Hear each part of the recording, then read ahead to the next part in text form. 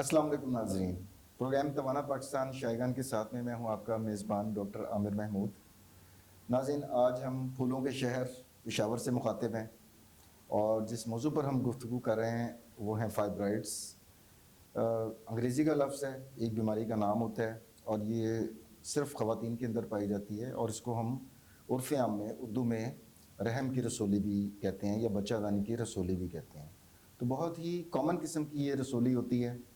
काफ़ी हमारी ख़वातीन इससे मुतासिर हैं।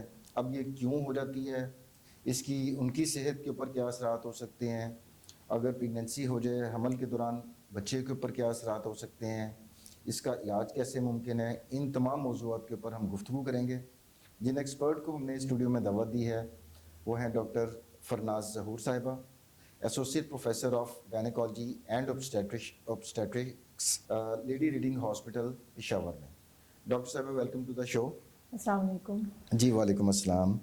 अच्छा, प्रोग्राम के शुरू में जिस तरह मैंने जिक्र किया कि रहम की रसोली बहुत ज़्यादा एक कॉमन चीज़ है, पहले तो डॉक्टर साहब ये बताइएगा कि फाइब्रॉइड्स या रहम की रसोली होती क्या है और ये हमारी ख़वातीन में कितनी आम है? सबसे पहले तो मैं शायगान फार्मास्यूटिकल का बहुत ज़्यादा शुक्र अदा करूँगी और स्पेशली आपका डॉक्टर आमिर साहब का कि उन्होंने बुलाया मुझे और एक बहुत इम्पॉर्टेंट सेहत से रिलेटेड हमारी ख़वातीन का जो बड़ा मसला है रसोली का, उसके सिलसिले में बात करने के लिए स्पेशली हमारी ख़वातीन में जो रहम की रसोलियाँ होती है या बच्चेदानी की रसोलियाँ, ये बहुत आम है। पूरी दुनिया में तकरीबन 60 से 70% ख़वातीन इसका शिकार हैं। 60 से 70%? जी, 60 से 70% पूरी दुनिया में, स्पेशली अफ्रीकन और एशियन कंट्रीज़ में बहुत ज़्यादा है। हमारी जो एशियन और स्पेशली पाकिस्तान में इसकी तकरीबन 30 से 50 साल की उम्र जो कि रिप्रोडक्टिव एज है, उसमें सबसे ज़्यादा कॉमन ये पाई जाती है। और इसमें परसेंटेज वही है हमारी 60 से 70%? हमारे भी यहाँ पे बहुत जो पूरी दुनिया में है उसी तरह से हमारे यहाँ पर जी, एशियन कंट्रीज़ में और अफ्रीकन में सबसे ज़्यादा ओके। इसका मतलब है कि हर 10 में से 6 से 7 ख़वातीन के अंदर ये रसोली पाई जा सकती है। बहुत आम सी चीज़ है। अच्छा डॉक्टर साहब, ये जो रसोलियाँ होती हैं ये क्या इनकी अक़साम एक जैसी होती हैं तमाम ख़वातीन में, और ये डेवलप क्यों हो जाती हैं, कैसे डेवलप हो जाती हैं? ये जो रसोलियाँ है, ये अगर हम बच्चेदानी को देखें तो उसमें 3 हिस्से होते हैं। जो सबसे अंदरूनी हिस्सा या चली जो होती है, वहाँ पे एक किस्म की रसोली होती है, उसको सबम्यूकोज़ल फाइब्रॉइड कहते हैं। जो बच्चेदानी के जो मेन पट्टे होते हैं या जो अंदरूनी दीवार होती है, उसमें इंट्राम्यूरल फाइब्रॉइड्स होते हैं और जो ऊपर की सतह होती है उसमें जो फाइब्रॉइड्स होते हैं या रसोली होती है उसको हम सबसेरोजल कहते हैं। एक इसमें ख़ास किस्म की एक और रसोली होती है जिसमें एक जड़ से वो जुड़ी होती है बच्चेदानी से, उसमें एक जड़ लगी होती है, उसको हम पेडंकुलेटेड फाइब्रॉइड कहते हैं। तो हर मरीज़ के जो अलामात होते हैं और जो मसले होते हैं वो इस पे इन्हिसार होता है कि रसोली बच्चेदानी के किस हिस्से में होती है। अब ये रसोलियाँ क्यों बनती हैं, इसमें ख़ास कोई एक रिसर्च में कोई ऐसी एक वजह नहीं है कि हम कहें कि ये वजह है तो इनमें रसोली होगी। बस ये पाया गया है कि जिनमें बहुत ज़्यादा रिलेशन जो ईस्ट्रोजन प्रोजेस्टेरोन हार्मोन्स होते हैं, कुछ जेनेटिक या मौरूसी मसले होते हैं और स्पेशली ख़ानदानी औरतों में पाए जाते हैं कि माँ से बेटी में और बेटी में आगे से नस्ल दर नस्ल यानी कि चल रहा है। जिस तरह ब्लड प्रेशर या डायबिटीज़ का मर्ज है, ये भी नस्ल दर नस्ल चलने का इम्कान होता है। रसोलियों की भी कोई ख़ास एक वजह पे हाथ नहीं रख सकते, लेकिन ये है कि फैमिलियल कॉजेज़ भी होती है इसमें।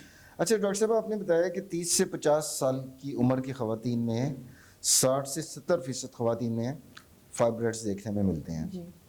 अब इसमें सबसे पीक एज कौन सी? आपका माशाल्लाह बड़ा वसी एक्सपीरियंस है, जिस अस्पताल से आप वाबस्ता हैं वहाँ बहुत ही सैकड़ों पेशेंट्स रोज़ आते होंगे आपकी ओपीडी में, तो कौन सा एज ग्रुप आपने देखा है कि जिसमें सबसे ज़्यादा ख़वातीन मुतासिर होकर फाइब्रॉइड से आपके पास आ रही होती हैं? सबसे ज़्यादा तो हमारे कम से कम जो होते हैं, हमने 18 साल की लड़कियों में भी देखा है और ज़्यादातर तो वही है कि जिनमें ईस्ट्रोजन हार्मोन्स ज़्यादा होते हैं, जो कि रिप्रोडक्टिव एज है 18 से लेकर 30-35 तक बहुत कॉमन है। यानी कि ये पीक एज आप कह सकते हैं। जो रिप्रोडक्टिव एज जिसमें हमल हो सकता है औरत को, उसी दौरान किसी भी वक्त फाइब्रॉइड भी हो सकते हैं।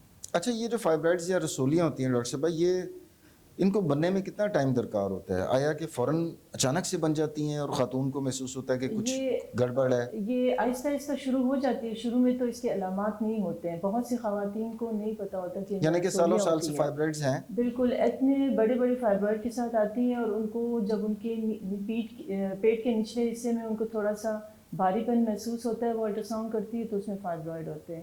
اکثر تر فائبرائڈ کے کوئی علامات نہیں ہوتے, ان کو پتہ نہیں چلتا.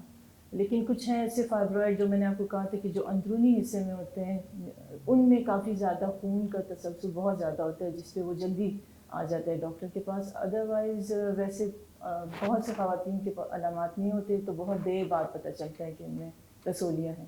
اچھا, علامات کا انحصار اس کا مطلب ہے کہ اس کی لوکیشن کے اوپر ہوتا ہے کہ جو یوٹرس یا بچہ دانی کی جو اندرونی سطح کے اوپر جو فائبرائڈز یا رسولیاں بن رہی ہیں, ان کی علامات جلدی آ جاتی ہیں, پیٹ میں بھاری پن محسوس ہوتا ہے. ان میں بہت زیادہ چھوٹے فائبرائڈز بھی اتنا زیادہ خون کی کمی پیدا کر دیتی ہیں خواتین میں کہ وہ ہر حال میں ان کی سرجری کرنی پڑتی ہے. اور کبھی کبھی اتنے بڑے فائبرائڈ ہوتے ہیں جن میں کوئی مسئلہ نہیں ہوتا, تو ان کو پتہ نہیں چلتا. تو اچھا, یہی اور آپ کی جو بات ہے کہ جو لوکیشن ہے اس پہ وہ زیادہ اہم ہے, وہ لوکیشن سائز اتنا میٹر نہیں کرتا. سائز اتنا میٹر نہیں. اچھا, اور جو دیوار کے اندر ہیں اس کا بھی شاید اتنا نہیں, اور جو بیرونی سطح کے اوپر یوٹرس کے ہیں بیرونی کی سطح پہ جو ہے اس کا شاید اس پہ اتنا زیادہ پرابلم نہیں جی, ہوگا. وہ بہت لیٹ پتہ چلتا ہے. لیکن ڈاکٹر صاحب, ہمارے پیٹ کے اندر اللہ تعالیٰ نے جو نظام رکھا ہوا ہے, تمام اعضاء جو ہیں, آرگن جو ہیں, ایک دوسرے کے ساتھ ٹائٹلی پیکڈ ہیں. چھوٹی سی مثال آپ کو اور مجھے تو پتہ ہے, لیکن پبلک کو نہیں پتہ ہوگی کہ اس چھوٹے سے پیٹ کے اتنی سی کیوٹی میں آپ کا معدہ ہے, رائٹ سائڈ پہ جگر ہے, جگر کے پیچھے وہ آپ کا پتا ہے, معدے کے پیچھے سائڈ کے اوپر لبلبا ہے, اور آنتیں ہیں 6 سے 7 میٹر لمبی. اور اس کے بعد خواتین کے کیس میں اندر اچھا پیچھے گردے بھی ہو گئے دو, جو دونوں میں ہی ہیں, مطلب مردوں عورتوں دونوں میں ہی ہیں. خواتین کے کیس میں جو ہے وہ یوٹرس بھی آ گئی. اب اس کی بیرونی سطح پہ اگر ایک رسولی پڑی ہوئی ہے تو ارد گرد کے اعضاء کے اوپر اس کا کوئی منفی اثر تو نہیں ہوتا؟ یہ اس طرح ہے نا, جس طرح کہ ایک فیمیل حمل ہو جائے, اسے 9 ماہ تک وہ اتنا بڑا بچہ 3 kg کا 4 kg کا وہ کیری کرتی ہے. تو یہ پیٹ جو ہے اللہ تعالیٰ نے ایسے بنایا ہوا اندر جو ابڈومنل کیوٹی ہے کہ اس میں بہت زیادہ اسپیس ہے, ڈیڈ اسپیس جس کو کہتے ہیں. اس میں کافی گنجائش ہے. ایون ہماری اسکن الاسٹیسٹی زیادہ ہے, تو جتنا وہ گرو کرتا ہے تو اسکن بھی ایکسٹینڈ ہوتی رہتی ہے. تو اس میں کافی بڑے بڑے 20 سینٹی میٹر 30 سینٹی میٹر تک ہم فائبرائڈ نکال لیتے ہیں. مطلب ایسی خواتین ہیں جس میں کافی بڑے فائبرائڈ جو آخری سٹیج میں پہنچ جاتے ہیں, اس میں ہم نکال لیتے ہیں, ان کو پتہ ہی نہیں چلتا. تو کیپیسٹی بہت زیادہ ہے اندر, اور اللہ تعالیٰ کا ایک نظام ہے کہ وہ جس طرح پریگنینسی کو اللہ تعالیٰ نے جگہ دے دی ہے کہ وہ اتنا بڑا ایک ایکسٹرا 3 kg کا بیبی, وہ اسی طرح فائبرائڈ اور باقی جو رسولیاں اور اعضاء میں ہے وہ بھی اپنی جگہ بنا لیتے ہیں. اچھا ڈاکٹر صاحبہ, اس میں اب نمبر آف فائبرائڈس, وہ جو ٹیومرز ہیں رسولی کہہ لیں, وہ عام طور پر کتنے ہوتے ہیں زیادہ تر کیسز میں, اور ملٹیپل اگر ہوں تو اس کی کیا امپلیکیشن ہے؟ اگر ایک آدھا کوئی چھوٹا سا پڑا ہوا ہے فائبرائڈ پڑا ہوا ہے, اس کی کیا امپلیکیشن ہے؟ ہم جو ہے نا, کبھی بھی کسی پیشنٹ کی اگر ہم نے علاج کرنا ہے تو ہم صرف الٹرا ساؤنڈ فائنڈنگز پہ انحصار نہیں ہوتا. سب سے پیشنٹ کی کیا علامات ہیں, اس کی عمر کتنی ہے, کیا اس کی فیملی کمپلیٹ ہے, باقی بچے پیدا کرنے کی اس کی خواہش ہے کہ نہیں, اور وہ عمر کے کس حصے میں ہے. یہ ساری اگر ہمیں ہسٹری پتہ ہو, اور پھر اس کے بعد ہم ڈیسائیڈ کرتے ہیں کہ آگے ہمیں اس کا علاج کیا کرنا ہے. اگر وہ تو بائی چانس زیادہ تر خواتین الٹرا ساؤنڈ کر لیتی ہے خود, اور اس میں فائبرائڈ آتا ہے, وہ پھر آ کے پریشان ہو جاتی ہے. بہت چھوٹے چھوٹے ہوتے ہیں ملٹیپل, لیکن وہی ہوتا ہے کہ جب آپ پیشنٹ کے پوری ہسٹری لیں کہ اس کی کوئی اگر علامات نہیں ہے اور بچے اس نے آگے پیدا کرنے ہیں, ینگ ہے, تو اس میں سرجری کی کوئی انڈیکیشن نہیں ہے, کوئی آپریشن کرنے کی ضرورت نہیں ہے جب تک اس میں کوئی علامات ظاہر نہ ہو.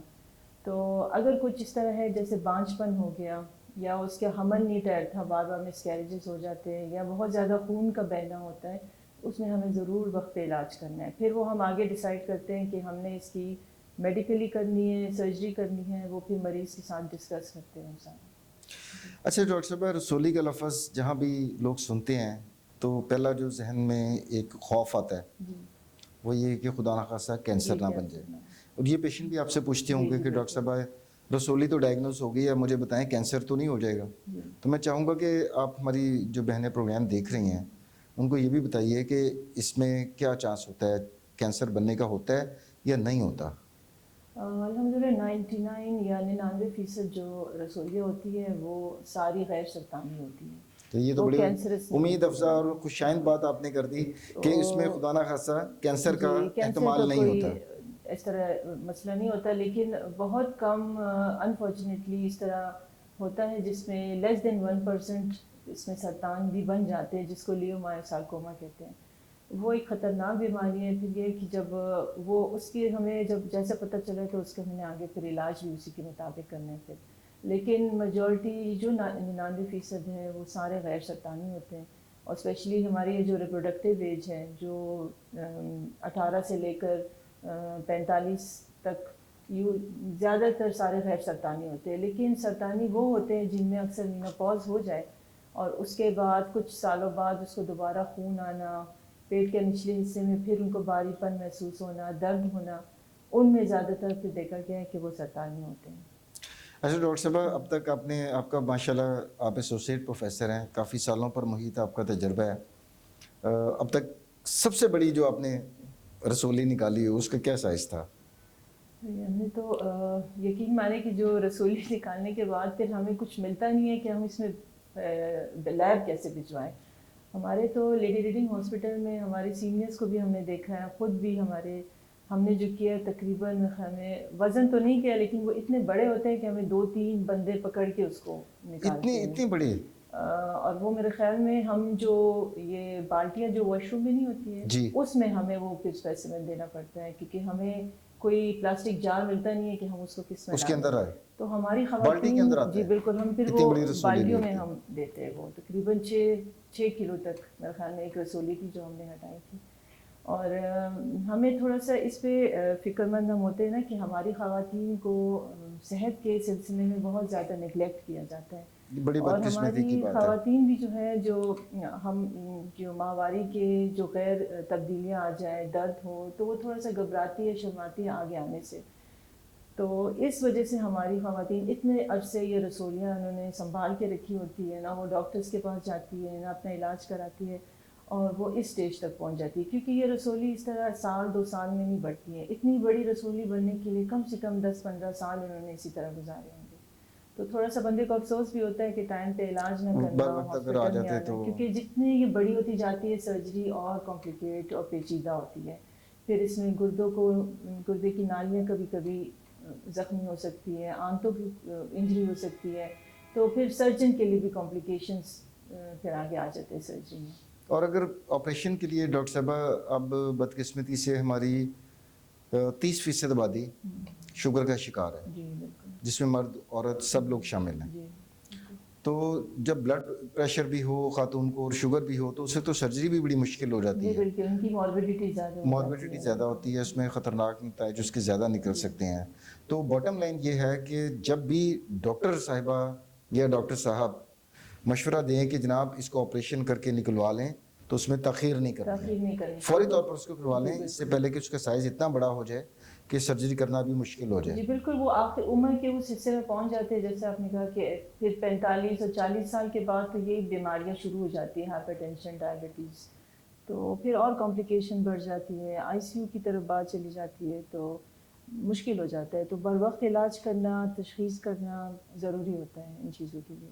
अच्छा डॉक्टर साहब, अल्लाह ताला का निज़ाम है कि ख़वातीन का सिस्टम इस तरीके से डिज़ाइन किया गया है कि जब बच्ची पैदा होती है तो एक ख़ास एज तक तो बचपना चलता है, जी उसके बाद वो सने बुलूगत में दाखिल होती है जिसे हम प्यूबर्टी कहते जी हैं, और साइकिल्स का आगाज़ हो जाता है, माहवारी आना शुरू हो जाती है, और ये सिलसिला चलता है 40-45, कई ख़वातीन 40, कुछ 45 में, कुछ हो सकता है 50 तक भी चली जाएँ, जब तक लगातार माहवारी आती रहती है। और उसके बाद एक स्टेज आती है जिसे हम मेनोपॉज़ कहते हैं और माहवारी का निज़ाम ख़त्म हो जाता है। तो आपने पहले गुफ्तगू में बताया कि एस्ट्रोजन और प्रोजेस्टेरॉन जो ख़वातीन के हार्मोन्स हैं वो भी इसको फीड कर रहे होते हैं। जी। तो जो ख़वातीन मेनोपॉज़ क्रॉस कर चुकी हुई हैं उसमें तो फाइब्रॉइड्स अगर पीछे नहीं बने उनकी ज़िंदगी में, आगे चांस तो नहीं होता उसमें? नहीं, मेनोपॉज में यही आपने बिल्कुल सही कहा कि मेनोपॉज में एस्ट्रोजन ख़त्म हो जाता है, जो बेज़ादानी है, जो हार्मोन बनाती है, उसका काम ख़त्म हो जाता है, जिस वजह से वो हार्मोन्स ख़त्म हो जाते हैं और ये हार्मोन्स फिर बच्चेदानी पे असर नहीं करती है। فائبرائڈز جو پہلے سے اگر کسی کے ہیں اور وہ مینوپاز میں چلی جائے تو اس میں وہ سکڑ جاتے ہیں اور اس کے علامات ہر چیز ختم ہو جاتی ہے، ماہواری بند ہو جاتی ہے، درد اور یہ سب ختم ہو جاتے ہیں۔ اگر پہلے سے اس میں نہیں تھے فائبرائڈ تو اس میں چانس ہی نہیں ہے کہ ماہواری کے مینوپاز کے بعد وہ دوبارہ اس میں فائبرائڈ بنے، یہ کبھی ہوتا نہیں ہے۔ لیکن اگر ایسے مریض جو پوسٹ مینوپازل ہو اور اس میں کچھ عرصے بعد جیسے سال 2 سال بعد اس کو دوبارہ خون آنا، یہ رسولی ایک دم سکڑنے کے بعد وہ دوبارہ سائز میں بڑھنا اچانک، تو یہ خطرناک علامات ہیں۔ یہ وہی مریض ہے جس میں نے آپ کو کہا کہ پھر اس میں سرطانی مرض کا شکار ہو جاتے ہیں، لیومایوسارکوما بن جاتے ہیں، تو اس پہ نظر رکھنا ضروری ہے۔ مینوپاز کے بعد بھی ان علامات کو آپ نے دیکھنا ہے، اپنا فالو اپ اور چیک اپ آپ نے پھر بھی رکھنا ہے۔ اچھا ڈاکٹر صاحبہ، جو ابھی جب آپ نے ان کی لوکیشنز کے بارے میں بات کی تو زیادہ خطرناک نوعیت کے وہ ہیں جو یوٹرس یا بچہ دانی کی اندرونی سطح کے اوپر ہیں۔ ایک شادی شدہ خاتون جب کنسیو کرتی ہے، جب حمل ٹھہرتا ہے، تو کیا پریگنینسی کے ساتھ بھی انٹرفیئر کرتے ہیں، خاص طور پر اگر اس کا سائز بھی بڑا ہو تو بچے کی گروتھ کے اوپر کوئی اثر پڑتا ہے اس کا؟ جی بالکل پڑتا ہے۔ اگر رسولیاں بڑی ہیں، پہلے تو اگر وہ اندرونی سطح میں ہے پھر تو حمل ٹھہرتا نہیں ہے، اچھا ہوگی ہی نہیں پریگنینسی، جی ہوتی نہیں ہے۔ تو اس کا مطلب ہے کہ اس طرح کی خواتین آپ کے پاس اس کمپلیکیشن کے ساتھ آتی ہیں کہ ہم کوشش بھی کر رہے ہیں لیکن کنسیپشن نہیں ہو پا رہی، اس کے لیے ہم اسی لیے الٹرا ساؤنڈ اور یہ سارے ٹیسٹ اور الٹرا ساؤنڈ پہ بآسانی آپ دیکھ سکتی ہیں جی کہ الٹرا ساؤنڈ فائبرائڈز پہ پتہ چل جاتا ہے۔ الٹرا ساؤنڈ پہ بھی اور بھی ہمارے پاس موڈیلٹی ہے، لیکن اگر وہ پہلے تو جو بانجھ پن کی عورتیں ہیں ان کے لیے ہم دیکھتے ہیں کہ وہ ایسا مسئلہ تو نہیں ہے۔ اگر اس میں حمل ہو بھی جائے تو ان میں پھر بار بار مسکیریج یا حمل ضائع ہونے کا خطرہ ہوتا ہے، اور حمل اگر ٹھہر بھی جائے تو کچھ عرصہ جیسے 7ویں 8ویں مہینے میں پری ٹرم لیبر یا وقت سے پہلے ڈیلیوری ہو جاتی ہے، بچہ ضائع ہو جاتا ہے۔ ایسی ہے فائبرائڈز جو کہ دیوار میں ہوتی ہے، انٹرامورل فائبرائڈز، ان میں یہ مسئلہ ہو جاتا ہے کہ بچے کی پریزنٹیشن چینج ہوتی رہتی ہے، تو اس میں نارمل ڈیلیوری کے چانسز کم ہوتے ہیں، اور اکثر ڈیلیوری کے بعد بھی ان میں بہت زیادہ خون بہنے کے بھی چانسز ہیں، تو کمپلیکیشنز بہت زیادہ ہوتے پھر ایون کنسیپشن سے لے کر حمل سے لے کر ڈیلیوری تک کسی بھی فیز میں کمپلیکیشنز ہو سکتے ہیں۔ اچھا، اب ایک سینیریو یہ ہے، منظرنامہ یہ ہے کہ ایک خاتون ہے جو ابھی غیر شادی شدہ ہے، اسٹوڈنٹ ہے، 18-20 سال کی ہے، اس کو فائبرائڈز ہیں، علامات بھی کوئی نہیں ہیں، اس کا مطلب ہے کہ ہم نے کچھ بھی نہیں کرنا ہے اسٹیج کے اوپر۔ اگر علامات نہیں ہیں اور اس کی بیرونی سطح پہ ہے یا یوٹرس کی دیوار میں ہے تو کچھ کرنے کی ضرورت نہیں ہے، لیکن اگر وہی بچی اس کی شادی ہو جاتی ہے تو تب ضروری ہو جاتا ہے کہ ہم پہلے اس کو فائبرائڈز کو جو ہے پہلے اس کا ٹریٹمنٹ کر لیں آپریشن کر کے، تاکہ پریگنینسی جب ہو تو وہ جو کمپلیکیشن آپ نے بتائیں کہ بچہ وقت سے پہلے بھی ڈیلیور ہو سکتا ہے، بچے کی گروتھ متاثر ہو سکتی ہے، اس طرح کی کمپلیکیشن یا مس کیریج ہو سکتا ہے، اس طرح کی کمپلیکیشن میں نہ پڑے، آپ کی کیا رائے ہے اس بارے میں؟ اس میں بہت زیادہ ڈبل رائے ہیں، 2 رائے ہیں، کیونکہ ہم نے کچھ پیشنٹس دیکھے، وہی میں نے آپ کو کہا کہ لوکیشن پہ بہت زیادہ امپورٹنس ہے کہ آپ کی رسولیہ کہاں پہ ہے، وہ اندر، وہ تو میں نے بات کر دی کہ اندر والی سائڈ پر ہے، اندر والی سائڈ پہ تو پھر شروع میں وہ کنسیو نہیں کر سکتی ہے نا، لیکن پھر جب اگر وہ شادی شدہ ہو جاتی ہے تب تو میرا خیال ہے کوئی اس میں پرابلم نہیں پھر ہوگا۔ بلیڈنگ بہت زیادہ ہوتی ہے، اوکے، تو اس میں پھر نکالنا ضروری ہوتا ہے۔ اب ہم بلیڈنگ کا بھی اثر ڈاکٹر صاحب بتاتے ہیں کہ وہ انیمیا، بتائیے کہ انیمیا کہاں تک پہنچ جاتا ہے، مطلب ہیموگلوبن ہمارے لیول پاس ایسے مریض ہیں جو 4 گرام HB 4 کے اوپر پہنچ جاتا ہے، 3 پہ بھی آئے ہیں، اور 4 نارمل پہ ہونا بھی، چاہیے، اور وہ لڑکیاں جو 15-16 سال کی ہوتی ہیں، ینگ لڑکیاں بالکل، اور جو غیر شادی شدہ، اور جب ہم الٹرا ساؤنڈ یا MRI کرتے ہیں تو اس میں ان کے فائبرائڈز ہوتے ہیں، ایون 2-3 سینٹی میٹر کے فائبرائڈ اتنا زیادہ بلیڈ کرتے ہیں کہ اس میں سرجری کرنا، پیشنٹ کی جان بچانا بہت ضروری ہے۔ تو وہ تو ان کا آئی تھنک کہ وہ جو ماہواری کا نظام ہے وہ پھر ڈسٹرب ہو جاتا ہوگا نا، جس بہت کی وجہ سے زیادہ بلیڈنگ آتے بہت زیادہ جی، ہو رہی وہ ہوتی ہے، بلیڈنگ بہت زیادہ ہوتی ہے ان کی، پھر ہم ان کو ایڈمٹ داخل کر کے خون لگانا، پھر ہسٹروسکوپک جو سرجری ہے اس کے تھرو ہم ہٹا دیتے ہیں، وہ کیمرے کی مدد سے جو آپ کیمرے کی کرتی ہیں۔ مدد سے ہٹاتے ہیں۔ اچھا، اس کی سرجری کا بھی ڈاکٹر صاحب طریقہ بتائیے گا۔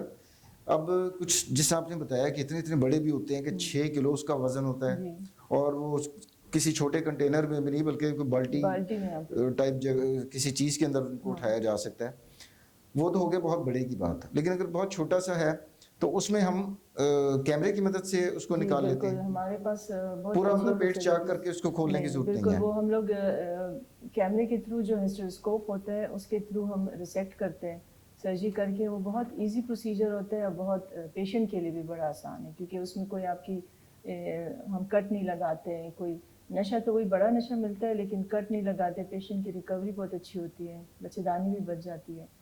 تو سب سے سیف طریقہ ہے وہ ہٹانے کا. لیکن جو اگر اوپر کی سطح پہ ہو رسولی یا بچے دانی کی دیوار میں وہ تو ہو ظاہر اس بات کے ہے لیے پیٹ پھر ہمیں کھول کے, ہاں جی, پھر اس کے لیے ہمیں اوپر لیکن اس میں بھی تو لیپروسکوپک پاسبل نہیں ہے کہ اگر جو اس کی بیرونی سطح پر ہے, بالکل جس طرح دیکھیں ہمارا پتے کا آپریشن آج کل لیپروسکوپک یا کیمرے کی مدد سے ہو جاتا ہے, جی اپینڈکس بھی ریموو ہو جاتی ہے.